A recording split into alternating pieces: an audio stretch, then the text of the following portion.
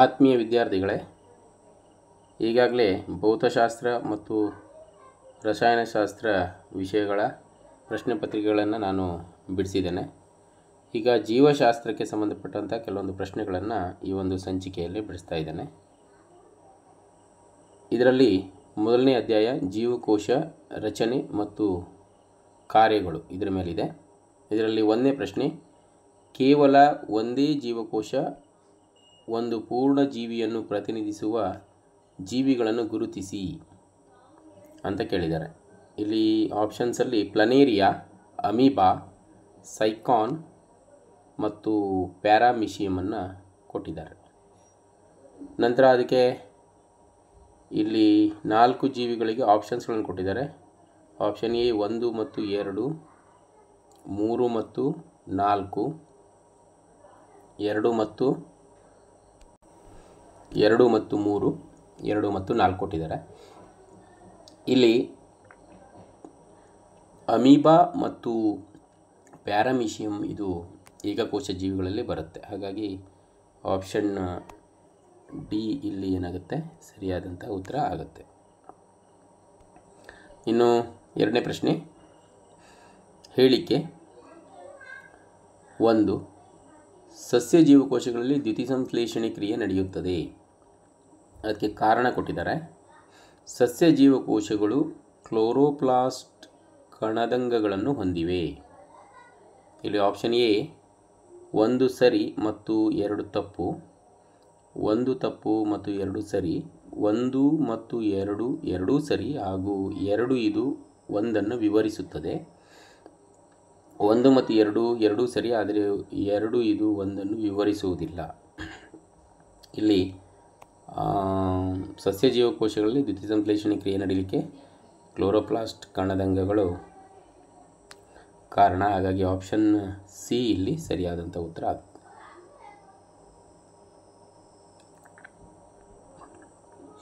ಮುಂದಿನ ಪ್ರಶ್ನೆ, ತಂದೆ ತಾಯಿಗಳಿಂದ ಆನುವಂಶಿಕ ಲಕ್ಷಣಗಳು ಜೀವಕೋಶದ ಈ ಭಾಗದಿಂದ ಮುಂದಿನ ಪೀಳಿಗೆಗೆ ವರ್ಗವಾಗುತ್ತವೆ. ಇಲ್ಲಿ ಆನುವಂಶಿಕ ಲಕ್ಷಣಗಳು ವರ್ಗಾವಣೆಯಾಗುವಂಥದ್ದು ಆಪ್ಷನ್ ಕೊಟ್ಟಿದ್ದಾರೆ. ಕೋಶ ಕೇಂದ್ರದಲ್ಲಿರುವ ದ್ರವರೂಪದ ವಸ್ತು, ಕೋಶ ಕೇಂದ್ರದಲ್ಲಿರುವ ದಾರದಂತಹ ಎಳೆಗಳು, ಕೋಶ ಕೇಂದ್ರದಲ್ಲಿರುವ ದುಂಡನೆಯ ವಸ್ತು, ಕೋಶ ಕೇಂದ್ರದ ಹೊರಭಾಗದಲ್ಲಿರುವ ಒರಟಾದ ವಸ್ತು ಅಂತ ಕೊಟ್ಟಿದ್ದಾರೆ. ಇಲ್ಲಿ ಕೋಶ ಕೇಂದ್ರದಲ್ಲಿರುವ ದಾರದಂತಹ ಎಳೆಗಳು, ಅವುಗಳಿಗೆ ವರ್ಣತಂತುಗಳು ಅಂತ ಕರಿತೇವೆ. ಇವುಗಳ ಮೂಲಕ ಆನುವಂಶಿಕ ಲಕ್ಷಣಗಳು ವರ್ಗಾವಣೆ ಆಗುತ್ತೆ. ಇನ್ನು 4ನೇ ಪ್ರಶ್ನೆ, ಕೋಳಿ ಮೊಟ್ಟೆಯು ಒಂದು ಅಂಗ, ಒಂದು ಅಂಗಾಂಶ, ಒಂದು ಜೀವಕೋಶ, ಒಂದು ಅಂಗವ್ಯವಸ್ಥೆ ಅಂತ ಕೊಟ್ಟಿದ್ದಾರೆ. ಇಲ್ಲಿ ಕೋಳಿ ಮೊಟ್ಟೆ ಒಂದು ಜೀವಕೋಶಕ್ಕೆ ಉದಾಹರಣೆಯಾಗಿದೆ. ಇನ್ನು 5ನೇದು, ಜೀವಿಗಳು ಮತ್ತು ಅವುಗಳ ಚಲನಾಂಗಗಳನ್ನು ಸರಿಯಾಗಿ ಹೊಂದಿಸಿರಿ ಅಂತ ಕೇಳಿದ್ದಾರೆ. ಇಲ್ಲಿ ಜೀವಿಗಳನ್ನು ಕೊಟ್ಟಿದ್ದಾರೆ ಮತ್ತು ಅವುಗಳ ಚಲನಾಂಗಗಳನ್ನು ಬಿ ಕಾಲಮಲ್ಲಿ ಕೊಟ್ಟಿದ್ದಾರೆ. ಯುಗ್ಲಿನಾ, ಅಮೀಬಾ, ಮೀನು, ಪ್ಯಾರಾಮಿಷಿಯಮ್ ಇದೆ. ಇಲ್ಲಿ ಕೆಳಗಡೆ ಎ ಬಿ ಸಿ ಡಿ ಆಪ್ಷನ್ಸನ್ನು ಕೊಟ್ಟಿದ್ದಾರೆ. ನಿಮಗೆ ಗೊತ್ತಿದೆ, ಯುಗ್ಲಿನಾ ಇದು ಕಶಾಂಗವನ್ನು ಹೊಂದಿರುತ್ತೆ. ಆಮೇಲೆ ಅಮೀಬಾ ಮಿಥ್ಯಾಪಾದ, ಮೀನು ಈಜುರೆಕ್ಕೆ, ಪ್ಯಾರಾಮಿಷಿಯಮ್ ಲೋಮಾಂಗ. ಹಾಗಾಗಿ 1ನೇದು ಡಿ, 2ನೇದು ಸಿ, 3ನೇದು ಬಿ, 4ನೇದು ಎ. ಹಾಗಾಗಿ ಆಪ್ಷನ್ ಸಿ ಇಲ್ಲಿ ಸರಿಯಾದಂತಹ ಉತ್ತರ ಆಗುತ್ತೆ. ನೆಕ್ಸ್ಟ್ ಕ್ವಶನ್,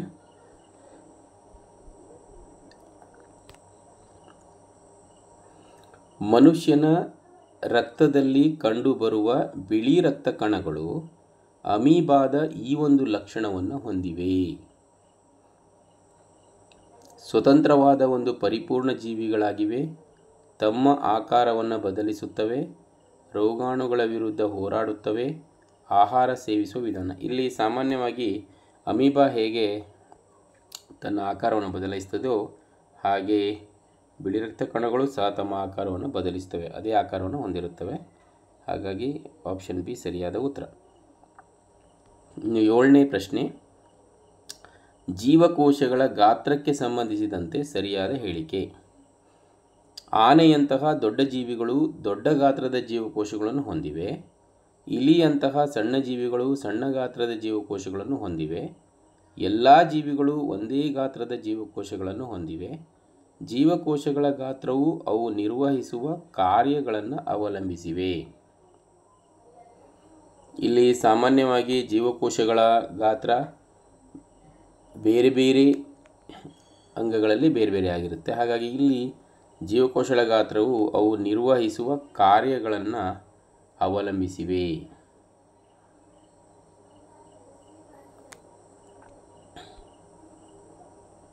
8ನೇ ಪ್ರಶ್ನೆ, ಈ ಮುಂದೆ ತಿಳಿಸಿದ ಯಾವ ಭಾಗಗಳು ಸಸ್ಯ ಮತ್ತು ಪ್ರಾಣಿ ಜೀವಕೋಶಗಳೆರಡರಲ್ಲೂ ಕಂಡುಬರುತ್ತವೆ ಅಂತ ಕೇಳಿದ್ದಾರೆ. ಇಲ್ಲಿ ಕೋಶಪೊರೆ, ಕೋಶದ್ರವ್ಯ, ಕೋಶಭಿತ್ತಿ, ಇದು ಸಾಮಾನ್ಯ ಸಸ್ಯ ಜೀವಕೋಶದಲ್ಲಿ ಕಂಡುಬರುತ್ತೆ ಕೋಶಭಿತ್ತಿ. ಇನ್ನು ಕೋಶಕೇಂದ್ರ, ಕೋಶಭಿತ್ತಿ, ಕೋಶದ್ರವ್ಯ, ಇದು ಸಹ ಸಸ್ಯ ಜೀವಕೋಶದಲ್ಲಿ ಕೋಶಭಿತ್ತಿ ಕಂಡುಬರುತ್ತೆ. ಇನ್ನು ಕೋಶಕೇಂದ್ರ, ಕೋಶಪೊರೆ ಮತ್ತು ಕೋಶದ್ರವ್ಯ ಇದು ಎರಡೂ ಜೀವಕೋಶಗಳಲ್ಲಿ ಕಂಡುಬರುವಂತಹ ಕಣದಂಗಳಾಗ್ತವೆ. 9ನೇ ಪ್ರಶ್ನೆ, ವ್ಯವಸ್ಥಿತವಾದ ಕೋಶಕೇಂದ್ರ ಪೊರೆಯನ್ನು ಹೊಂದಿಲ್ಲದ ಜೀವಿಗಳನ್ನು ಗುರುತಿಸಿ ಅಂತ ಹೇಳಿದ್ದಾರೆ. ಇಲ್ಲಿ ನೀಲಿ ಹಸಿರು ಶೈವಲ, ಅಮೀಬಾ, ಬ್ಯಾಕ್ಟೀರಿಯಾ ಮತ್ತು ಪ್ಯಾರಾಮೀಷಿಯಂ ಅಂತ ಕೊಟ್ಟಿದ್ದಾರೆ.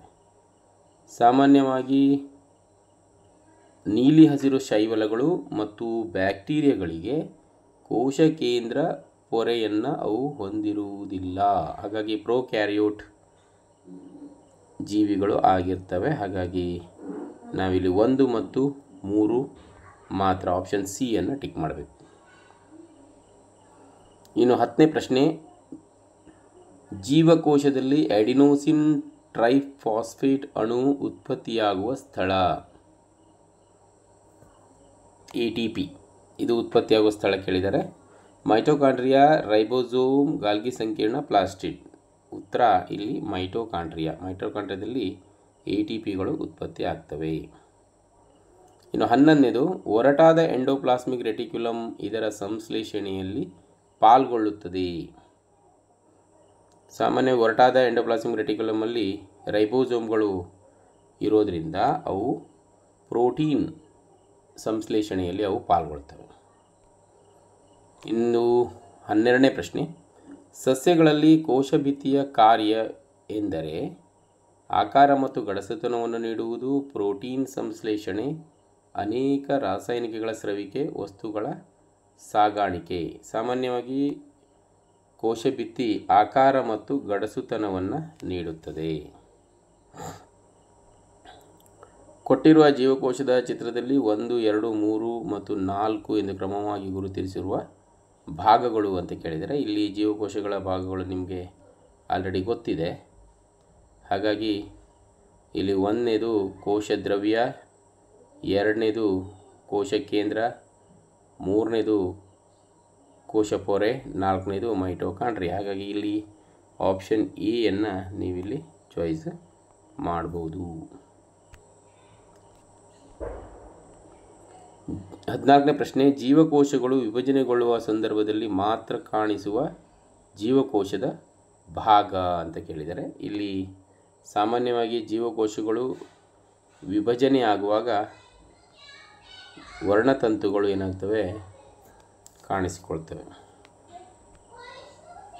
15ನೇ ಪ್ರಶ್ನೆ, ಕೋಶ ಕೇಂದ್ರವನ್ನು ಜೀವಕೋಶದ ನಿಯಂತ್ರಕ ಕೇಂದ್ರವೆನ್ನುತ್ತಾರೆ ಏಕೆಂದರೆ ಅದು ಒಳಬರುವ ಹಾಗೂ ಹೊರಹೋಗುವ ವಸ್ತುಗಳ ಚಲನೆಗೆ ಅನುವು ಮಾಡಿಕೊಡುತ್ತದೆ, ದ್ಯುತಿಸಂಶ್ಲೇಷಣೆ ಕ್ರಿಯೆಯಲ್ಲಿ ಪ್ರಮುಖ ಪಾತ್ರ ವಹಿಸುತ್ತದೆ, ಪ್ರೋಟೀನ್ ಸಂಶ್ಲೇಷಣೆಯಲ್ಲಿ ಸಹಾಯ ಮಾಡುತ್ತದೆ, ಅನೇಕ ಚಟುವಟಿಕೆಗಳಿಗೆ ಸಹಭಾಗಿತ್ವವನ್ನು ಏರ್ಪಡಿಸುತ್ತದೆ. ಇಲ್ಲಿ ಅನೇಕ ಚಟುವಟಿಕೆಗಳಿಗೆ ಅದು ಸಹಭಾಗಿತ್ವವನ್ನು ಏರ್ಪಡಿಸುವುದು ಮತ್ತು ನಿಯಂತ್ರಿಸುವುದರಿಂದ ಕೋಶ ಕೇಂದ್ರವನ್ನು ಅವುಗಳನ್ನು ಜೀವಕೋಶದ ನಿಯಂತ್ರಕ ಕೇಂದ್ರ ಅಂತ ಕರಿತೇವೆ. 16ನೇ ಪ್ರಶ್ನೆ, ಮಾನವನ ಕೆನ್ನೆಯಲ್ಲಿನ ಜೀವಕೋಶಗಳಿಗೂ ಹಾಗೂ ಈರುಳ್ಳಿ ಸಿಪ್ಪೆಯಲ್ಲಿನ ಜೀವಕೋಶಗಳಿಗಿರುವ ಪ್ರಮುಖ ವ್ಯತ್ಯಾಸ. ಇಲ್ಲಿ ಈರುಳ್ಳಿ ಸಿಪ್ಪೆಯ ಜೀವಕೋಶಗಳಲ್ಲಿ ಕೋಶ ಭಿತ್ತಿ ಇದೆ. ಸಾಮಾನ್ಯವಾಗಿ ಈರುಳ್ಳಿ ಇದು ಸಸ್ಯ ಜೀವಕೋಶ, ಈರುಳ್ಳಿ ಸಿಪ್ಪೆಯಲ್ಲಿರುವಂಥದ್ದು, ಹಾಗಾಗಿ ಅದಕ್ಕೆ ಕೋಶ ಭಿತ್ತಿ ಹೊಂದಿರ್ತದೆ. ಪ್ರಾಣಿ ಜೀವಕೋಶದಲ್ಲಿ ಕೋಶ ಭಿತ್ತಿ ಇರುವುದಿಲ್ಲ. ಹಾಗಾಗಿ ಆಪ್ಷನ್ ಎ ಇಲ್ಲಿ ಸರಿಯಾದಂತಹ ಉತ್ತರ. 17ನೇ ಪ್ರಶ್ನೆ. ಬ್ಯಾಕ್ಟೀರಿಯಾ ಮತ್ತು ನೀಲಿ ಹಸಿರು ಶೈವಲಗಳನ್ನು ಪ್ರೊಕ್ಯಾರಿಯೋಟ್ನಲ್ಲಿ ವರ್ಗೀಕರಿಸಲಾಗಿದೆ ಏಕೆಂದರೆ ಇಲ್ಲಿ ವ್ಯವಸ್ಥಿತವಾದ ಕೋಶ ಕೇಂದ್ರವಿದೆ, ವ್ಯವಸ್ಥಿತವಾದ ಕೋಶ ಕೇಂದ್ರ ಇರುವುದಿಲ್ಲ. ಹಿಂದಿನ ಪ್ರಶ್ನೆಯಲ್ಲಿ ನಾವು ಅದನ್ನು ವಿವರಣೆ ಮಾಡಿದ್ದೇವೆ. ಇಲ್ಲಿ ವ್ಯವಸ್ಥಿತವಾದ ಕೋಶ ಕೇಂದ್ರ ಇಲ್ಲದೇ ಇರುವುದರಿಂದ ಅವುಗಳನ್ನು ಪ್ರೊಕ್ಯಾರಿಯೋಟ್ ಜೀವಿಗಳು ಅಂತ ಕರೀತೇವೆ. ಕೊಟ್ಟಿರುವ ಸಸ್ಯ ಜೀವಕೋಶದ ಚಿತ್ರದಲ್ಲಿ ಗುರುತು ಮಾಡಲಾಗಿರುವ ಭಾಗವು ಪ್ರಮುಖ ಪಾತ್ರ ವಹಿಸುವುದು. ಇಲ್ಲಿ ಸಾಮಾನ್ಯವಾಗಿ ಒಂದು ಚಿತ್ರ ಕೊಟ್ಟು ಅಲ್ಲಿ ಏನು ಮಾಡಿದ್ದಾರೆ, ಒಂದು ಹಸಿರು ಭಾಗವನ್ನು ಗುರುತಿಸಿದ್ದಾರೆ. ಇದು ಕ್ಲೋರೋಪ್ಲಾಸ್ಟ್ ಆಗಿರ್ತದೆ. ಇದರ ಕೆಲಸ ಏನು ಅಂತ ಹೇಳಿದ್ರೆ ದ್ಯುತಿ ಸಂಶ್ಲೇಷಣೆ ಕ್ರಿಯೆಯನ್ನು ನಡೆಸುವಂಥದ್ದು. ಆಪ್ಷನ್ ಡಿ ಸರಿಯಾದ ಉತ್ತರ. ಇನ್ನು ಮುಂದಿನ ಒಂದು ಅಧ್ಯಾಯಕ್ಕೆ ಹೋಗೋಣ. ಬೆಳೆಗಳ ಉತ್ಪಾದನೆ ಮತ್ತು ನಿರ್ವಹಣೆ. 19ನೇ ಪ್ರಶ್ನೆ. ಒಬ್ಬ ವ್ಯಕ್ತಿ ಆಹಾರ ಸಂರಕ್ಷಣೆಗಾಗಿ ಕೀಟನಾಶಕ ಬಳಸುತ್ತಿದ್ದಾನೆ. ಈ ವಿಧಾನದ ದುಷ್ಪರಿಣಾಮ: ಆಹಾರ ಪದಾರ್ಥದ ರುಚಿ ಕೆಡುತ್ತದೆ, ಆಹಾರ ಪದಾರ್ಥದ ತೂಕದಲ್ಲಿ ಬದಲಾವಣೆಯಾಗುತ್ತದೆ, ಇಂತಹ ಆಹಾರ ಸೇವನೆಯಿಂದ ಆರೋಗ್ಯ ಕೆಡುತ್ತದೆ, ಆಹಾರ ಪದಾರ್ಥದ ಬಣ್ಣ ಬದಲಾವಣೆ ಆಗುತ್ತದೆ. ಸಾಮಾನ್ಯವಾಗಿ ಕೀಟನಾಶಕ ಬೆರೆಸಿದಂಥ ಆಹಾರ ಸೇವನೆಯಿಂದ ಆರೋಗ್ಯ ಕೆಡುತ್ತೆ. ಆಪ್ಷನ್ ಸಿ ಸರಿಯಾದ ಉತ್ತರ. 20ನೇ ಪ್ರಶ್ನೆ. ಜೈವಿಕ ತಂತ್ರಜ್ಞಾನದಿಂದ ಪಡೆದ ಹೊಸ ತಳಿಗಳಿಂದ ಪಡೆದ ಆಹಾರ ಪದಾರ್ಥ ಸೇವನೆ ಅಷ್ಟು ಉತ್ತಮವಲ್ಲ. ಕಾರಣ: ರುಚಿ ಇರುವುದಿಲ್ಲ, ಪೋಷಕಾಂಶ ಕೊರತೆ ಇರುತ್ತದೆ, ಗಾತ್ರ ಚಿಕ್ಕದಾಗಿರುತ್ತದೆ, ಬಣ್ಣ ಅಧಿಕವಾಗಿರುತ್ತದೆ. ಸಾಮಾನ್ಯವಾಗಿ ಜೈವಿಕ ತಂತ್ರಜ್ಞಾನದಿಂದ ಪಡೆದಂತಹ ಏನು ನಾವು ಹೊಸ ಆಹಾರ ಪದಾರ್ಥಗಳ ತಳಿಗಳಿಂದ ನಮಗೆ ಸರಿಯಾದ ಪೋಷಕಾಂಶ ಸಿಗ್ತಾ ಇಲ್ಲ. ಆಪ್ಷನ್ ಬಿ ಸರಿಯಾದ ಉತ್ತರ. 21ನೇ ಪ್ರಶ್ನೆ. ಒಬ್ಬ ವ್ಯಕ್ತಿ ಆಸೀಲ್ ತಳಿಯ ಕೋಳಿ ಸಾಕಣೆ ಲೆಗ್ಹಾರ್ನ್ ತಳಿಯ ಕೋಳಿ ಸಾಕಣೆಗಿಂತ ಉತ್ತಮ ಎಂದು ವಾದಿಸುತ್ತಾನೆ. ಅವನ ವಾದಕ್ಕೆ ಕಾರಣ: ಆಸೀಲ್ ತಳಿಯ ಕೋಳಿಗಳಲ್ಲಿ ಮರಿಗಳ ಸಂಖ್ಯೆ ಹೆಚ್ಚು, ಕಡಿಮೆ ತಾಪ ನಿರ್ವಹಣಾ ಸಾಮರ್ಥ್ಯ ಹೊಂದಿದೆ, ನಿರ್ವಹಣಾ ವೆಚ್ಚ ಅಧಿಕ, ಕಡಿಮೆ ತೂಕ ಹೊಂದಿದೆ. ಸಾಮಾನ್ಯವಾಗಿ ಕೋಳಿಗಳು ಕಡಿಮೆ ತಾಪ ನಿರ್ವಹಣಾ ಸಾಮರ್ಥ್ಯವನ್ನು ಹೊಂದಿದರೆ ಅವು ಹೆಚ್ಚು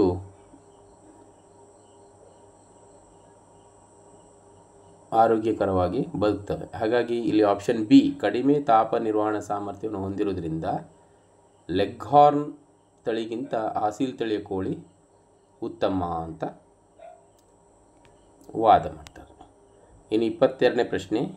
ಧಾನ್ಯಗಳ ಹೇಳಿಕೆ ಕೊಟ್ಟಿದ್ದಾರೆ. ಹೇಳಿಕೆ ಎ: ಧಾನ್ಯಗಳ ಬೆಳೆ ಸಸ್ಯ ಬೆಳೆಸುವುದರಿಂದ ಮಣ್ಣಿನಿಂದ ಗಿಡ ಕಡಿಮೆ ಪೋಷಕಾಂಶ ಬಳಸಿಕೊಳ್ಳುತ್ತದೆ.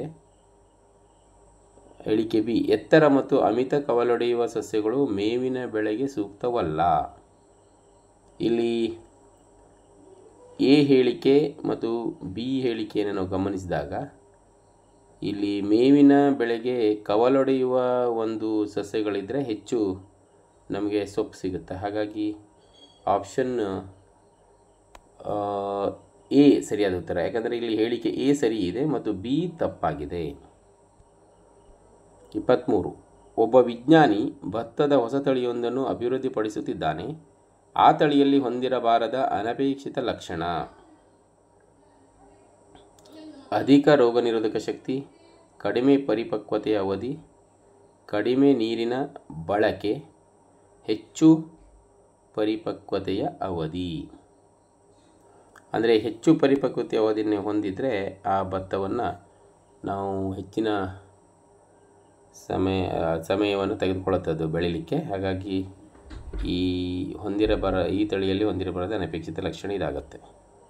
ಇನ್ನು 24ನೇ ಪ್ರಶ್ನೆ. ಎ ಪಟ್ಟಿಯಲ್ಲಿ ನೀರಾವರಿ ಪದ್ಧತಿಗಳನ್ನು, ಬಿ ಪಟ್ಟಿಯಲ್ಲಿ ಬೆಳೆಗಳನ್ನು ನೀಡಲಾಗಿದೆ. ಸರಿಯಾದ ಹೊಂದಾಣಿಕೆಯಾಗಿರುವ ಆಯ್ಕೆ ಅಂತ ಕೇಳಿದ್ದಾರೆ. ಇಲ್ಲಿ ಎ ಪಟ್ಟಿಯಲ್ಲಿ ಸಾಂಪ್ರದಾಯಿಕ ಪದ್ಧತಿ, ತುಂತುರು ವಿಧಾನ, ಹನಿ ನೀರಾವರಿ ವಿಧಾನ ಕೊಟ್ಟಿದ್ದಾರೆ. ಸಾಮಾನ್ಯವಾಗಿ ನಾವು ಸಾಂಪ್ರದಾಯಿಕ ಪದ್ಧತಿಯನ್ನು ಭತ್ತ, ಗೋಧಿ, ಮುಸುಕಿನ ಜೋಳ, ರಾಗಿ ಇದಕ್ಕೆ ಬಳಸ್ತೇವೆ ಸಾಂಪ್ರದಾಯಿಕ ಪದ್ಧತಿಯನ್ನು. ಇನ್ನು ತುಂತುರು ವಿಧಾನವನ್ನು ಹುಲ್ಲು ಹಾಸು, ಕಾಫಿ, ಟೀ ತೋಟಗಳಿಗೆ ಬಳಸ್ತೇವೆ. ಹನಿ ನೀರಾವರಿಯನ್ನು ಸಾಮಾನ್ಯವಾಗಿ ಮಾವು, ದ್ರಾಕ್ಷಿ, ದಾಳಿಂಬೆ, ಗುಲಾಬಿ ಇದಕ್ಕೆ ಬಳಸ್ತೇವೆ. ಹಾಗಾಗಿ ಇಲ್ಲಿ ಆಪ್ಷನ್ ಬಿ ಸರಿಯಾದಂತಹ ಉತ್ತರ ಆಗುತ್ತೆ. 25ನೇ ಪ್ರಶ್ನೆ, ಈ ಕೆಳಗಿನವುಗಳಲ್ಲಿ ಯಾವುದು ನೀರಾವರಿಯ ಸಾಂಪ್ರದಾಯಿಕ ವಿಧಾನಗಳಾಗಿವೆ? ಅಗಳು, ಸರಪಳಿ ಪಂಪ್, ಏತ ನೀರಾವರಿ ಮತ್ತು ರಾಹಟ್. ಸಾಮಾನ್ಯವಾಗಿ ಇವೆಲ್ಲ ಹಿಂದಿನ ಕಾಲದಲ್ಲಿ ಬಳಸುವಂಥ ಸಾಂಪ್ರದಾಯಿಕ ವಿಧಾನಗಳು. 26ನೇ ಪ್ರಶ್ನೆ, ಇವುಗಳು ಕೃಷಿ ಪದ್ಧತಿಯ ಮೊದಲ 4 ಹಂತಗಳಾಗಿದ್ದು ಈ ಪದ್ಧತಿಗಳ ಸರಿಯಾದ ಕ್ರಮ: ನೀರಾವರಿ, ಬಿತ್ತನೆ, ಮಣ್ಣನ್ನು ಸಿದ್ಧಗೊಳಿಸುವುದು, ಗೊಬ್ಬರ ಮತ್ತು ರಸಗೊಬ್ಬರಗಳನ್ನು ಸೇರಿಸುವುದು. ಇಲ್ಲಿ ಫಸ್ಟು ನಾವು ಏನು ಮಾಡಬೇಕಾಗುತ್ತೆ, ಮಣ್ಣನ್ನು ಸಿದ್ಧಗೊಳಿಸಬೇಕಾಗತ್ತೆ. ಆಮೇಲೆ ಬಿತ್ತನೆ ಮಾಡಬೇಕು. ಬಿತ್ತನೆ ಆದಮೇಲೆ ಗೊಬ್ಬರ ಮತ್ತು ರಸಗೊಬ್ಬರಗಳನ್ನು ಸೇರಿಸಿ ನೀರಾವರಿಯನ್ನು ನಾವು ಮಾಡಬೇಕಾಗತ್ತೆ. ಹಾಗಾಗಿ ಆಪ್ಷನ್ ಬಿ ಇಲ್ಲಿ ಸರಿಯಾದಂತಹ ಉತ್ತರ ಆಗುತ್ತೆ. 27ನೇ ಪ್ರಶ್ನೆ, ಕೊಟ್ಟಿರುವ ಆಹಾರ ಪದಾರ್ಥಗಳಲ್ಲಿ ಶಕ್ತಿ ನೀಡುವ ಆಹಾರಗಳು ಅಂತ ಕೇಳಿದ್ದಾರೆ. ಸಾಮಾನ್ಯವಾಗಿ ಶಕ್ತಿ ನೀಡುವ ಆಹಾರಗಳು ಕಾರ್ಬೋಹೈಡ್ರೇಟ್ಗಳನ್ನು ಹೊಂದಿರುತ್ತವೆ. ಇಲ್ಲಿ ಗೋಧಿ ಮತ್ತು ತುಪ್ಪ ಇವು ಎರಡು ಶಕ್ತಿಯನ್ನು ಕೊಡ್ತವೆ, ಯಾಕಂದರೆ ಕಾರ್ಬೋಹೈಡ್ರೇಟ್ ಮತ್ತು ಲಿಪಿಡ್ ಆಗಿರುವುದರಿಂದ ಆಪ್ಷನ್ ಸಿ ಇಲ್ಲಿ ಸರಿಯಾದಂತಹ ಉತ್ತರ. 28ನೇ ಪ್ರಶ್ನೆ, ಕೂರಿಗೆಯಲ್ಲಿ ಬಿತ್ತನೆ ಮಾಡುವುದು ಸಾಂಪ್ರದಾಯಿಕ ಸಾಧನಕ್ಕಿಂತ ಉತ್ತಮವಾಗಿದೆ, ಏಕೆಂದರೆ ಬೀಜಗಳನ್ನು ಸಮಾನ ಅಂತರ ಮತ್ತು ಆಳದಲ್ಲಿ ಏಕರೂಪವಾಗಿ ಬಿತ್ತಲಾಗುತ್ತದೆ. ಬಿತ್ತನೆ ಸುಲಭ, ಬೀಜಗಳು ವ್ಯರ್ಥವಾಗುವುದಿಲ್ಲ, ಎಲ್ಲ ಬೀಜಗಳು ಮೊಳಕೆಯೊಡುತ್ತವೆ. ಇಲ್ಲಿ ಸಾಮಾನ್ಯವಾಗಿ ಬೀಜಗಳನ್ನು ಸಮಾನ ಅಂತರದಲ್ಲಿ ಅದು ಮತ್ತು ಆಳದಲ್ಲಿ ಏಕರೂಪವಾಗಿ ಬಿತ್ತಲಾಗುತ್ತದೆ. ಆಪ್ಷನ್ ಎ ಸರಿಯಾದ ಉತ್ತರ. ಜಮೀನುಗಳಲ್ಲಿ ಬೆಳೆಗಳ ನಿರಂತರ ಸಾಗುವಳಿ ಮಾಡುವುದರಿಂದಾಗುವ ಪರಿಣಾಮ.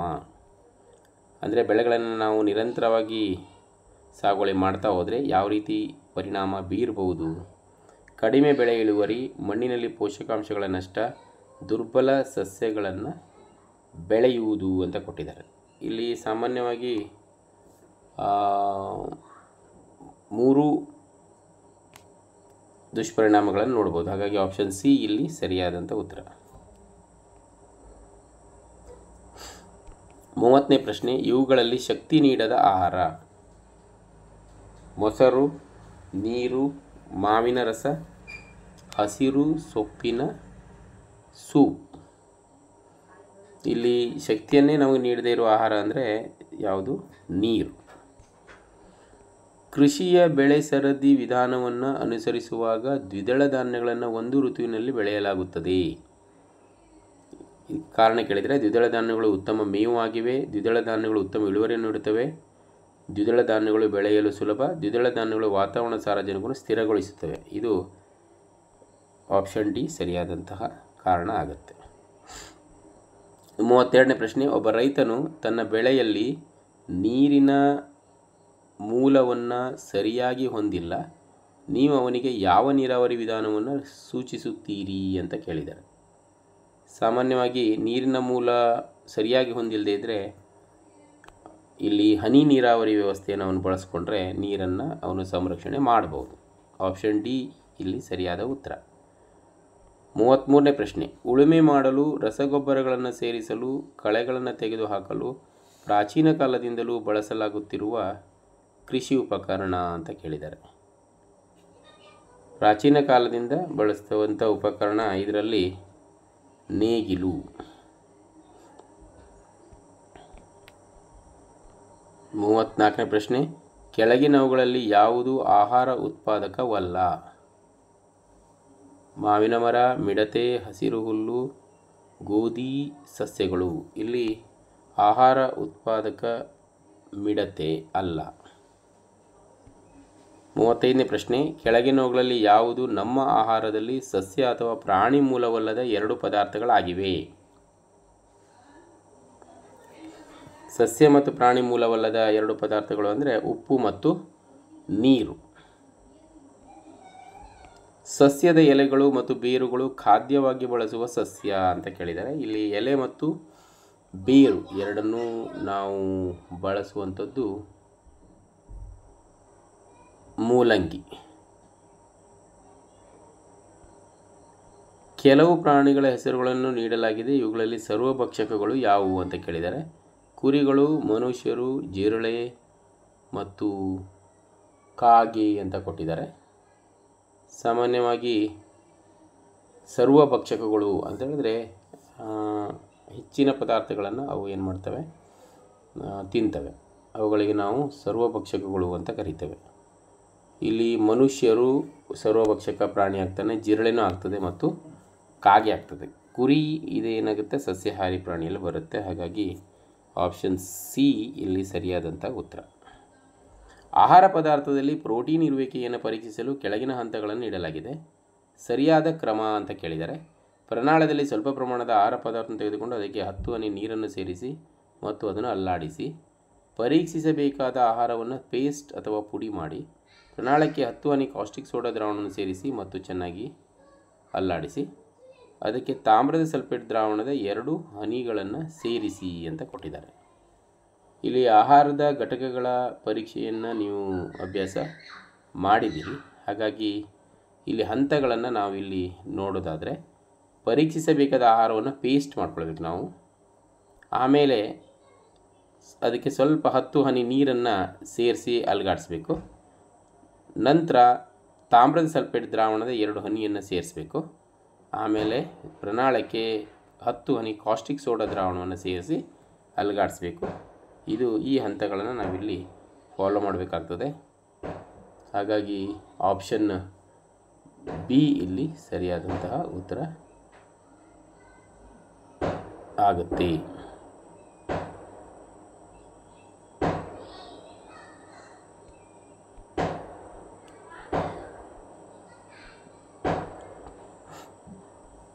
ಅರಣ್ಯಗಳು ಮತ್ತು ಪ್ರಕೃತಿ ರಕ್ಷಣೆಯ ಪಾಠದ ಮೇಲಿದೆ.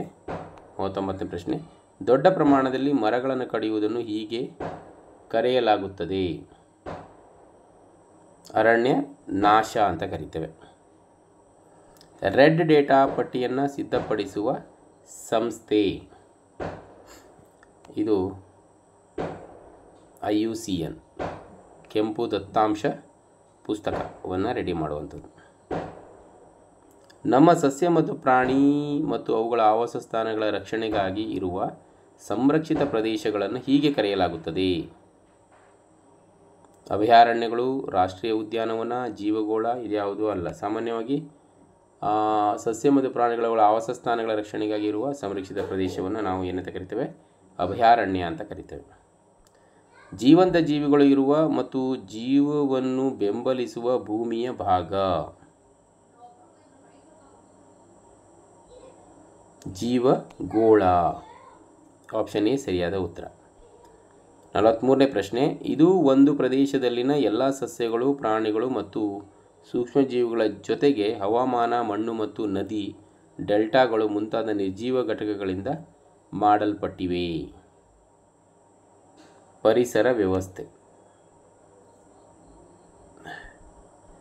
44ನೇದು, ತ್ಯಾಜ್ಯಗಳ ಪ್ರಮುಖ ಉತ್ಪಾದನಾ ಮೂಲ. ಸಾಮಾನ್ಯವಾಗಿ ತ್ಯಾಜ್ಯಗಳನ್ನು ಹೆಚ್ಚು ಉತ್ಪಾದನೆ ಮಾಡುವಂಥದ್ದು ಕಾರ್ಖಾನೆಗಳು. ಮನೆಯಿಂದ ಹೊರಬೀಳುವ ದ್ರವ ತ್ಯಾಜ್ಯವನ್ನು ಹೀಗೆ ಕರೆಯಲಾಗುತ್ತದೆ.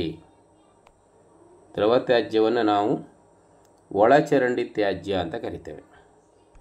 ಸಮುದ್ರದ ನೀರನ್ನು ಕುಡಿಯಲು ಯೋಗ್ಯವಾಗಿಸಲು ಯಾವ ವಿಧಾನವನ್ನು ಬಳಸಬಹುದು? ರಿವರ್ಸ್ ಆಸ್ಮೋಸಿಸ್, ಸೋಸುವಿಕೆ, ಕ್ಲೋರಿನೇಷನ್, ಕುದಿಸುವಿಕೆ. ಇಲ್ಲಿ ರಿವರ್ಸ್ ಆಸ್ಮೋಸಿಸ್ ವಿಧಾನವನ್ನು ನಾವಿಲ್ಲಿ ಬಳಸ್ಬೋದು. 47ನೇ ಪ್ರಶ್ನೆ, ತ್ಯಾಜ್ಯ ನೀರಿನಿಂದ ಕೊಳಕು ಮತ್ತು ಮರಳನ್ನು ತೆಗೆದುಹಾಕಲು ಬಳಸುವ ಪ್ರಕ್ರಿಯೆ. ಸಾಮಾನ್ಯವಾಗಿ ಕೊಳಕು ಮತ್ತು ಮರಳನ್ನು ತೆಗೆಯಲಿಕ್ಕೆ ಸೆಡಿಮೆಂಟೇಷನ್ ಈ ಪ್ರಕ್ರಿಯೆಯನ್ನು ಬಳಸ್ತಾರೆ. ಪ್ರಾಣಿಗಳು ವಾಸಿಸುವ ಸ್ಥಳವನ್ನು ಹೀಗೆಂದು ಕರೆಯಲಾಗುತ್ತದೆ.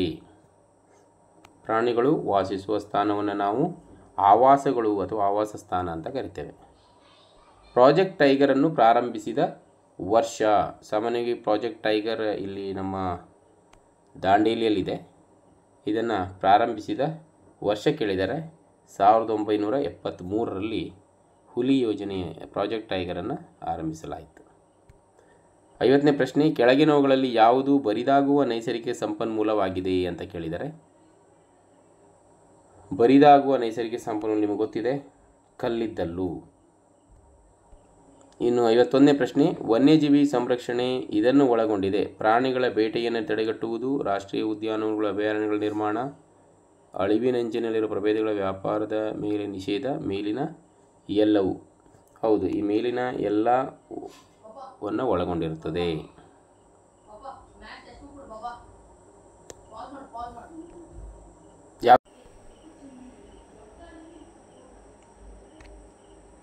ಐವತ್ತೆರಡನೇ ಪ್ರಶ್ನೆ, ಅರಣ್ಯನಾಶದಿಂದಾಗುವ ಪರಿಣಾಮಗಳು. ವನ್ಯಜೀವಿಗಳ ನಾಶ, ಮಣ್ಣಿನ ಸವೆತ ಮತ್ತು ಅವನತಿ, ಪರಿಸರ ಮಾಲಿನ್ಯ, ಮೇಲಿನ ಎಲ್ಲವೂ ಅಂತ ಕೊಟ್ಟಿದ್ದಾರೆ. ಇದು ಮೇಲಿನ ಎಲ್ಲವೂ ಸರಿಯಾದ ಉತ್ತರ. 53ನೇ ಪ್ರಶ್ನೆ, ಕೇರಳದ ಪೆರಿಯಾರ್ ವನ್ಯಜೀವಿ ಅಭಯಾರಣ್ಯದಲ್ಲಿ ಆನೆ ಮತ್ತು ಹುಲಿಗಳನ್ನು ಅವುಗಳ ಸ್ವಾಭಾವಿಕ ಆವಾಸ ಸ್ಥಾನದಲ್ಲಿ ಸಂರಕ್ಷಿಸಲಾಗಿದೆ. ಆದ್ದರಿಂದ ಇದು ಇನ್ಸಿಟು ಸಂರಕ್ಷಣೆ, ಎಕ್ಸಿಟು ಸಂರಕ್ಷಣೆ, ಆವಾಸ್ ಸಂರಕ್ಷಣೆ, ಜೆನೆಟಿಕ್ ಸಂರಕ್ಷಣೆ. ಇಲ್ಲಿ ಇದು ಇನ್ಸಿಟು ಸಂರಕ್ಷಣೆ ಆಗುತ್ತೆ. ತಮ್ಮಲ್ಲೇ ಸಂತಾನೋತ್ಪತ್ತಿ ನಡೆಸಲು ಸಾಧ್ಯವಿರುವ ಜೀವಿಗಳ ಗುಂಪು. ಪ್ರಭೇದ ಫ್ಲೋರಾ, ಸಾಲ್, ಫೋನಾ ಪ್ರಭೇದ ಅಂತ ಕರಿತೇವೆ. ಕೆಳಗಿನವುಗಳಲ್ಲಿ ಯಾವುದು ಅರಣ್ಯನಾಶದ ಪರಿಣಾಮವಲ್ಲ ಅಂತ ಕೇಳಿದರೆ, ಅರಣ್ಯನಾಶವು ಮರದ ಕೊರತೆಗೆ ಕಾರಣವಾಗಿದೆ, ಅರಣ್ಯನಾಶವು ಪ್ರಭೇದಗಳ ಅಳಿವಿಗೆ ಕಾರಣವಾಗಿದೆ, ಅರಣ್ಯನಾಶವು ನೀರಿನ ಚಕ್ರದ ಮೇಲೆ ಪರಿಣಾಮ ಬೀರಿದೆ, ಅರಣ್ಯನಾಶವು ಭೂಮಿಯ ವಾತಾವರಣದ ಉಷ್ಣತೆಯನ್ನು ಕಡಿಮೆ ಮಾಡುತ್ತದೆ. ಇದು ಆಪ್ಷನ್ ಡಿ ಸರಿಯಾದ ಉತ್ತರ. ಕಾಡಿನ ಸಂರಕ್ಷಣೆಗೆ ಉತ್ತೇಜಿಸಬಹುದಾದ ಚಟುವಟಿಕೆ. ಹತ್ತಿ ಬಟ್ಟೆಗಳ ಮರುಬಳಕೆ, ರೇಷ್ಮೆ ಬಟ್ಟೆಗಳ ಮರುಬಳಕೆ, ಹಗ್ಗಗಳ ಮರುಬಳಕೆ, ರಟ್ಟಿನ ಪೆಟ್ಟಿಗೆಗಳ ಮರುಬಳಕೆ. ರಟ್ಟಿನ ಪೆಟ್ಟಿಗೆಗಳನ್ನು ಸಾಮಾನ್ಯವಾಗಿ ಕಾಗದವನ್ನು ಮರಗಳನ್ನು ತಯಾರಿಸೋದ್ರಿಂದ ಅದರ ಮರುಬಳಕೆಯಿಂದ ನಾವೇನು ಮಾಡ್ಬೋದು, ಕಾಡಿನ ಸಂರಕ್ಷಣೆಗೆ ಉತ್ತೇಜನವನ್ನು ನೀಡಬಹುದು. 57ನೇ ಪ್ರಶ್ನೆ, ಇವುಗಳಲ್ಲಿ ಅಳಿದು ಹೋದ ಪ್ರಭೇದ ಪಕ್ಷಿ. ಗ್ರೇಟ್ ಇಂಡಿಯನ್ ಬಸ್ಟರ್ಡ್ ಪಕ್ಷಿ, ಮಸ್ಕ್ ಜಿಂಕೆ, ಚಿರತೆ, ನೀಲಿ ತಿಮಿಂಗಲ. ಇಲ್ಲಿ ಅಳಿದು ಹೋಗಿರುವ ಪ್ರಭೇದ ಅಂತ ಕೇಳಿದ್ದಾರೆ.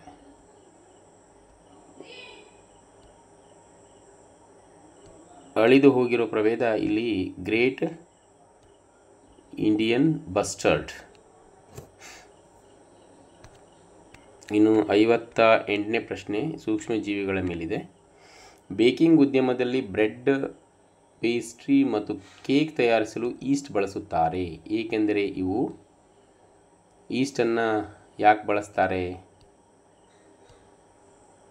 ವೇಗವಾಗಿ ಸಂತಾನೋತ್ಪತ್ತಿ ನಡೆಸುತ್ತದೆ ಮತ್ತು ಕಾರ್ಬನ್ ಡೈಆಕ್ಸೈಡನ್ನು ಅದು ಉತ್ಪತ್ತಿ ಮಾಡೋದರಿಂದ ಸಾಮಾನ್ಯವಾಗಿ ಈಸ್ಟನ್ನು ಬಳಸ್ತಾರೆ. ಇಲ್ಲಿ ಆಪ್ಷನ್ ಬಿ ಸರಿಯಾದ ಉತ್ತರ.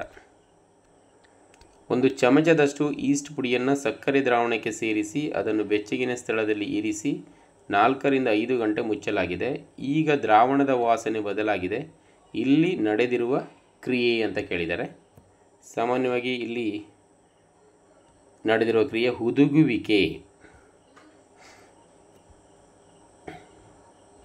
ಫರ್ಮೆಂಟೇಷನ್ ಅಂತ ಕರಿತೇವೆ. ಈ ಕ್ರಿಯೆ ಅಲ್ಲಿ ನಡೆದಿರುತ್ತೆ.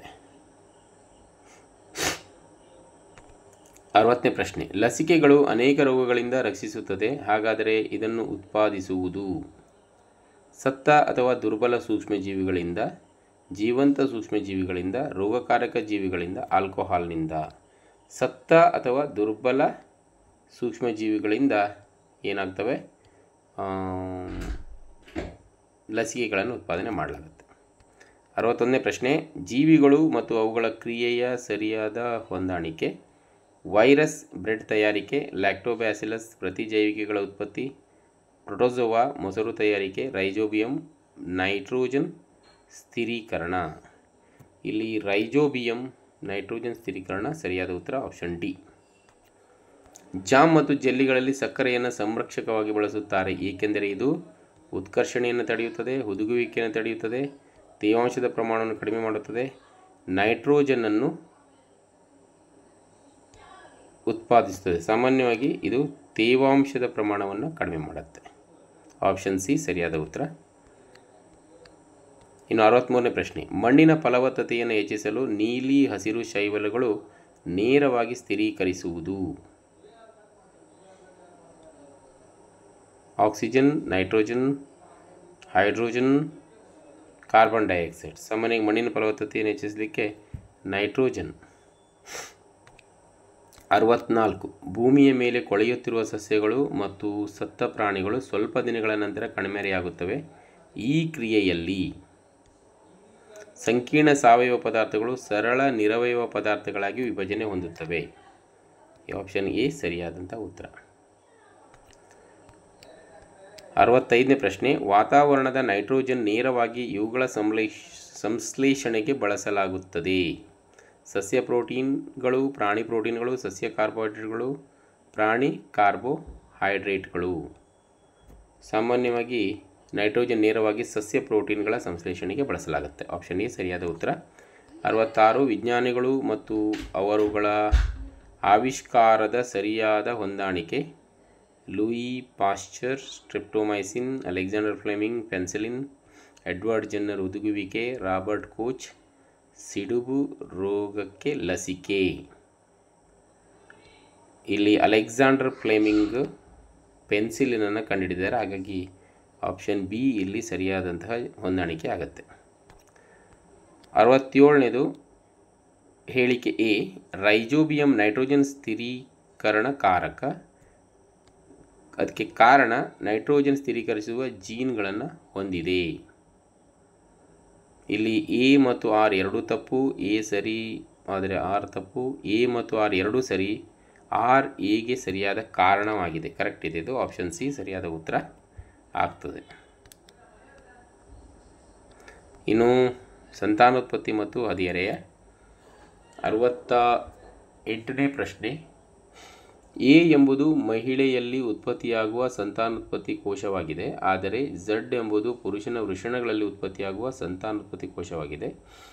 ಅನುಕ್ರಮವಾಗಿ ಎ ಮತ್ತು ಝಡ್ ಅಂತ ಕೇಳಿದ್ದಾರೆ. ಇಲ್ಲಿ ಎ ಇದು ಅಂಡಾಣು ಆಗಿರ್ತದೆ, ಝಡ್ ಇದು ವೀರ್ಯಾಣು ಆಗಿರುತ್ತೆ, ಹಾಗಾಗಿ ಆಪ್ಷನ್ ಡಿ ಸರಿಯಾದಂಥ ಉತ್ತರ. ಗರ್ಭನಾಳದಲ್ಲಿ ದೋಷವಿರುವ ಮಹಿಳೆ ಮಗುವಿಗೆ ಜನ್ಮ ನೀಡಲು ಈ ವಿಧಾನದಿಂದ ಸಾಧ್ಯ. IVF, ಸಾಮಾನ್ಯ ಗರ್ಭಧಾರಣೆ, ಸಾಮಾನ್ಯ ಶಸ್ತ್ರಚಿಕಿತ್ಸೆ ಮತ್ತು ದತ್ತು ಅಂತ ಕೊಟ್ಟಿದ್ದಾರೆ. ಇಲ್ಲಿ IVF ಅನ್ನು ಮಾಡಲಾಗುತ್ತೆ. 70ನೇ ಪ್ರಶ್ನೆ, ಜೀವಿಯು ಸಂತಾನೋತ್ಪತ್ತಿ ಇಲ್ಲದೆ ಬದುಕಬಲ್ಲದು, ಆದರೂ ಇದು ಜೀವಕ್ರಿಯೆಯಾಗಿದೆ ಏಕೆಂದರೆ ಸಂತಾನೋತ್ಪತ್ತಿ ಮುಖ್ಯವಾಗಿ ಸತ್ತ ಜೀವಿಗಳ ಸ್ಥಾನ ತುಂಬುತ್ತದೆ. ಜೀವಂತ ಜೀವಿಗಳ ಅಂತಿಮ ಗುರಿ ಹೊಸ ಪ್ರಭೇದಗಳ ಸೇರ್ಪಡೆ ಮಾಡುತ್ತದೆ. ಪ್ರಭೇದಗಳ ಮುಂದುವರಿಕೆಗಾಗಿ, ಸಾಮಾನ್ಯವಾಗಿ ಪ್ರಭೇದಗಳನ್ನು ಮುಂದುವರಿಕೆಯಾಗಿ ಸಂತಾನೋತ್ಪತ್ತಿ ಸಹಾಯ ಮಾಡುತ್ತೆ. 71ನೇ ಪ್ರಶ್ನೆ, ಮೀನು ಮತ್ತು ಕಪ್ಪೆಗಳಂತಹ ಬಾಹ್ಯ ಫಲೀಕರಣಕ್ಕೆ ಒಳಗಾಗುವ ಪ್ರಾಣಿಗಳು ನೂರಾರು ಮೊಟ್ಟೆಗಳನ್ನು ಇಡುತ್ತವೆ ಏಕೆಂದರೆ ಹೆಚ್ಚಿನ ಸಂಖ್ಯೆಯಲ್ಲಿ ಸಂತಾನೋತ್ಪತ್ತಿ ಮಾಡಲು, ಪ್ರಕೃತಿಯ ವಿಲಕ್ಷಣಗಳಿಂದ ಬದುಕುಳಿಯಲು. ಇದು ಕರೆಕ್ಟ್ ಇದೆ ಆಪ್ಷನ್ನು. ಪ್ರಕೃತಿಯ ವಿಲಕ್ಷಣಗಳಿಂದ ಅವು ಬದುಕುಳಿಲಿಕ್ಕೆ ಅವು ನೂರಾರು ಮೊಟ್ಟೆಗಳನ್ನು ಹಾಕ್ತವೆ. 72ನೇ ಪ್ರಶ್ನೆ, ಮಾನವ ಅಂಡಜ, ಕುರಿ ಜರಾಯುಜ, ಕೋಳಿ ಜರಾಯುಜ, ಹಲ್ಲಿ ಅಂಡಜ. ಇವುಗಳಲ್ಲಿ ಸರಿಯಾದಂತಹ ಉತ್ತರ ಮಾನವ ಆ್ಯಕ್ಚುಲಿ ಜರಾಯುಜ ಬರುತ್ತಾನೆ. ನಂತರ ಕುರಿ ಜರಾಯುಜ ಸರಿ ಇದೆ, ಕುರಿ ಸರಿ ಇದೆ. ಕೋಳಿ ಜರಾಯುಜ ಅಲ್ಲ ಅಂಡಜ ರಾಂಗ್ ಇದೆ. ಹಲ್ಲಿ ಅಂಡಜ ಸರಿ ಇದೆ. 2 ಮತ್ತು 4 ಇಲ್ಲಿ ಸರಿಯಾಗಿದೆ, ಹಾಗಾಗಿ ಆಪ್ಷನ್ ಬಿ ಇಲ್ಲಿ ಸರಿಯಾದಂತಹ ಉತ್ತರ ಆಗುತ್ತೆ. 73ನೇ ಪ್ರಶ್ನೆ, ಬಾಹ್ಯ ಫಲೀಕರಣವು ಸಂಭವಿಸುವ ಪ್ರಾಣಿಗಳು ಸಾಮಾನ್ಯವಾಗಿ ಹೆಚ್ಚಿನ ಸಂಖ್ಯೆಯ ಲಿಂಗಾಣುಗಳನ್ನು ಉತ್ಪಾದಿಸುತ್ತವೆ. ಇದಕ್ಕೆ ಹೆಚ್ಚು ಸೂಕ್ತವಾದ ಕಾರಣ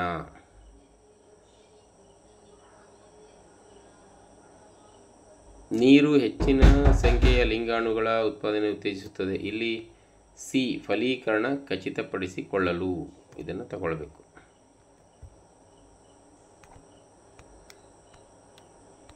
ಎಪ್ಪತ್ನಾಲ್ಕನೇ ಪ್ರಶ್ನೆ.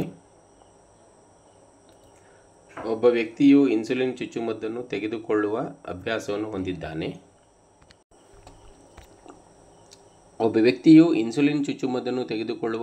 ಹೊಂದಿದ್ದಾನೆ. ಏಕೆಂದರೆ ಅವನು ಹೊಂದಿರಬಹುದಾದುದು ರಕ್ತದಲ್ಲಿ ಅಧಿಕ ಸಕ್ಕರೆ ಅಂಶ. ಸಾಮಾನ್ಯವಾಗಿ ಅವನಿಗೆ ರಕ್ತದಲ್ಲಿ ಅಧಿಕ ಸಕ್ಕರೆ ಇದಿರುವುದರಿಂದ ಅವನೇನು ಮಾಡ್ತಾನೆ, ಇನ್ಸುಲಿನನ್ನು ತೆಗೆದುಕೊಳ್ತಾನೆ. 75ನೇದು ಹೇಳಿಕೆ 1. ಹಾರ್ಮೋನುಗಳು ಅಂತಃಸ್ರಾವಕ ಗ್ರಂಥಿಗಳಲ್ಲಿ ಸ್ರವಿಕೆಯಾಗಿದ್ದು ಅವುಗಳನ್ನು ನೇರವಾಗಿ ರಕ್ತ ಪ್ರವಾಹಕ್ಕೆ ಸುರಿಸುತ್ತವೆ. ಹೇಳಿಕೆ 2. ಹಾರ್ಮೋನುಗಳನ್ನು ರಾಸಾಯನಿಕ ಸಂದೇಶವಾಹಕಗಳು ಎಂದು ಕರೆಯುತ್ತಾರೆ. ಇಲ್ಲಿ ಎರಡೂ ಹೇಳಿಕೆಗಳು ಇಲ್ಲಿ ಏನಾಗಿದ್ದಾವೆ, ಸರಿಯಾಗಿದ್ದಾವೆ. ಹಾಗಾಗಿ ಆಪ್ಷನ್ ಎ ಸರಿಯಾದ ಉತ್ತರ. 76ನೇ ಪ್ರಶ್ನೆ. ಏಡ್ಸ್ ಸೋಂಕಿತ ವ್ಯಕ್ತಿಯಿಂದ ಇನ್ನೊಬ್ಬ ವ್ಯಕ್ತಿಗೆ ಹೀಗೆ ಹರಡಬಹುದು. ಇತರರೊಂದಿಗೆ ಆಹಾರ ಹಂಚಿಕೊಳ್ಳುವುದು, ಸೋಂಕಿತ ವ್ಯಕ್ತಿಗಳಿಂದ ರಕ್ತ ವರ್ಗಾವಣೆ, ಅಸುರಕ್ಷಿತ ಲೈಂಗಿಕ ಚಟುವಟಿಕೆ, ಸೊಳ್ಳೆ ಕಡಿತ. ಇಲ್ಲಿ ಸಾಮಾನ್ಯವಾಗಿ ಸೊಳ್ಳೆ ಕಡಿತದಿಂದ ಮತ್ತು ಆಹಾರ ಹಂಚಿಕೊಳ್ಳೋದ್ರಿಂದ ಹರಡುವುದಿಲ್ಲ. ಅದು 2 ಮತ್ತು 3ನೇದು ಸರಿಯಾಗಿದೆ. ಹಾಗಾಗಿ ಆಪ್ಷನ್ ಬಿ ಇಲ್ಲಿ ಸರಿಯಾದ ಉತ್ತರ. 77ನೇದು. ನಾವು ಮಾದಕ ದ್ರವ್ಯಗಳ ಬಳಕೆ ಬೇಡ ಎಂದು ಹೇಳಬೇಕು, ಏಕೆಂದರೆ ಅದು ಸಹಕರಿಸುವುದು ಚಯಾಪಚಯ ಕ್ರಿಯೆಯಲ್ಲಿ, ಮೆದುಳಿನ ಬೆಳವಣಿಗೆಯಲ್ಲಿ, ಆರೋಗ್ಯದ ನಷ್ಟಕ್ಕೆ, ಹಸಿವಿನ ಹೆಚ್ಚಳಕ್ಕೆ. ಸಾಮಾನ್ಯವಾಗಿ ಇದರಿಂದ ಆರೋಗ್ಯ ನಷ್ಟ ಆಗೋದ್ರಿಂದ ನಾವು ಅದನ್ನು ತಿರಸ್ಕರಿಸಬೇಕು. 78ನೇದು. ಪಟ್ಟಿ ಎ ನಲ್ಲಿ ಅಲೈಂಗಿಕ ಸಂತಾನೋತ್ಪತ್ತಿ ಪ್ರಕಾರಗಳು ಮತ್ತು ಪಟ್ಟಿ ಬಿ ನಲ್ಲಿ ಜೀವಿಗಳನ್ನು ನೀಡಲಾಗಿದೆ. ಸರಿಯಾಗಿ ಹೊಂದಾಣಿಕೆಯಾಗುವ ಆಯ್ಕೆಯನ್ನು ಬರೆಯಿರಿ. ಇಲ್ಲಿ ನಿಮ್ಗೆ ಗೊತ್ತಿದೆ, ವಿದಳನ ಸಾಮಾನ್ಯವಾಗಿ ಅಮೀಬಾದಲ್ಲಿ ನಡೆಯುತ್ತೆ. ತುಂಡರಿಕೆ ಇದು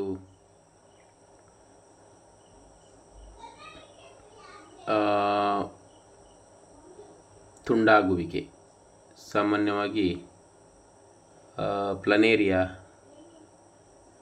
ನಡೆಯುತ್ತೆ. ಪುನರುತ್ಪತ್ತಿ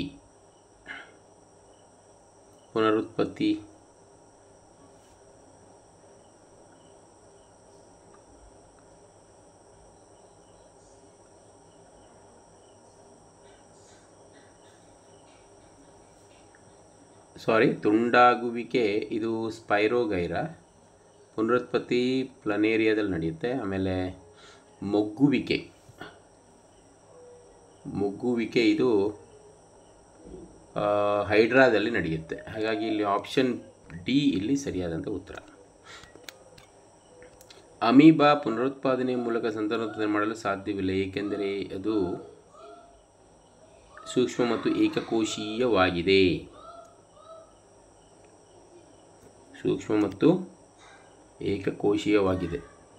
ಆಪ್ಷನ್ ಎ ಸರಿಯಾದ ಉತ್ತರ.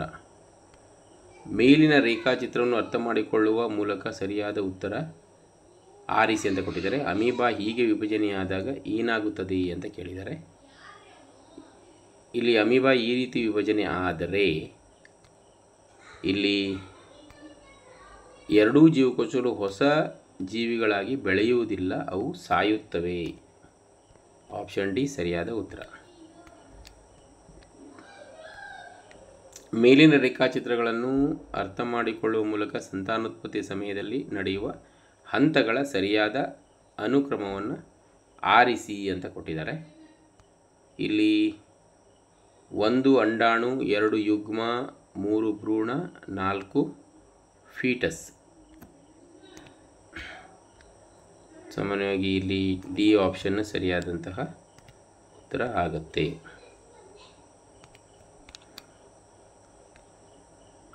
ಇಲ್ಲಿ ದ್ವಿದಳ ಬೀಜ ರಚನೆಯನ್ನು ನೀಡಲಾಗಿದೆ. ರೇಖಾಚಿತ್ರದಲ್ಲಿ ಉಲ್ಲೇಖಿಸಲಾದ ಬೀಜದ ಭಾಗಗಳ ಕಾರ್ಯಗಳನ್ನು ತಿಳಿಸುವ ಸರಿಯಾದ ಆಯ್ಕೆಯನ್ನು ಆರಿಸಿ. ಪ್ರಕಾಂಡ ಭವಿಷ್ಯದ ಚಿಗುರು, ಬೀಜದಳಗಳು ಆಹಾರ ಸಂಗ್ರಹಣೆ, ಮೂರನೇದು ಪ್ರಥಮ ಬೇರು ಭವಿಷ್ಯದ ಬೇರು. ಇಲ್ಲಿ ಸರಿಯಾದ ಆಪ್ಷನ್ ಎ ಸರಿಯಾದ ಉತ್ತರ.